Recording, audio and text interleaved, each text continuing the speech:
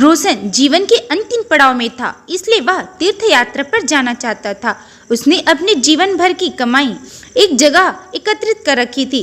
जब उनके मन में तीर्थ यात्रा पर जाने का ख्याल आया तो उसने उसमें से कुछ असरफियां निकाल ली और बाकी बची हुई 1000 असरफियां एक थैली में भर ली और अपने मित्र दीनानाथ को देते हुए बोला, मित्र, यह मेरे जीवन भर की कमाई है। अब मैं तीर्थ यात्रा पर जा रहा हूँ। अगर मैं 1 साल के अंदर नहीं आ पाया तो तुम इन्हें किसी नेक कार्य में खर्च कर लेना। 1 साल तक ये असरफियां तुम्हारे पास मेरी अमानत है। अगर मैं आ जाऊंगा तो मैं आकर वापस ले लूंगा। दीनानाथ ने कहा, आप चिंता न करें, मैं आपकी ये अमानत संभाल कर रखूंगा। आप बिना चिंता किए आराम से तीर्थ यात्रा पर चले जाइए। दीनानाथ की बात पर यकीन कर रोशन चला गया। इतना सारा धन देखकर दीनानाथ का मन बदल गया और उसने उन सारी असरफियों को हजम करने की ठान ली। 1 वर्ष बाद जब रोशन तीर्थ यात्रा से वापस आ गया और दीनानाथ के पास अपना धन लेने गया तो दीनानाथ ने धन देना तो दूर, रोशन को पहचानने से भी इनकार कर दिया और उसे बेइज्जत करके घर से भगा दिया। बेचारा गरीब रोशन अपने दोस्त की इस हरकत पर यकीन नहीं कर पा रहा था, लेकिन रोशन ने भी हार नहीं मानी और अपना धन दीनानाथ से लेने के लिए उसने बादशाह अकबर के दरबार में न्याय की गुहार लगाई। अब दीनानाथ को भी दरबार में बुलाया गया, लेकिन दीनानाथ अभी भी रोशन को पहचानने से इनकार कर रहा था। रोशन के पास अपनी बात को साबित करने के लिए ना तो कोई गवाह था और ना ही कोई सबूत। सच्चाई का पता लगाने के लिए बादशाह ने ये मामला बीरबल को सौंप दिया। बीरबल ने दोनों से दोबारा पूछताछ की, लेकिन दीनानाथ अपनी बात पर अटल रहा।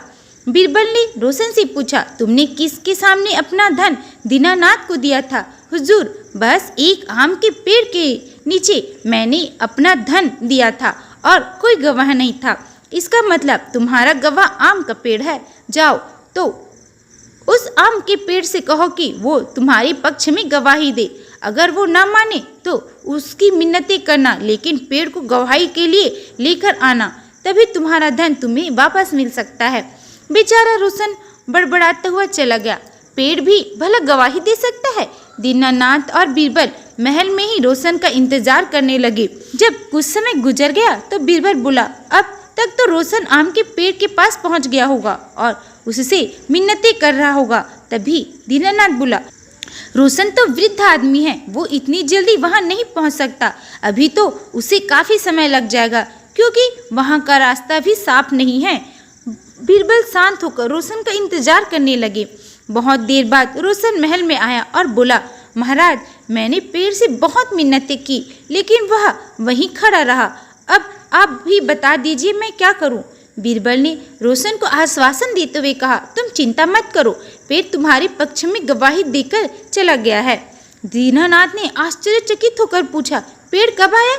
मैं तो कब से यहीं बैठा हूँ। बीरबल बोले, दीनानाथ, जब मैंने तुमसे पूछा कि रोशन उस पेड़ के पास पहुंच गया होगा तो तुमने तुरंत इनकार कर दिया।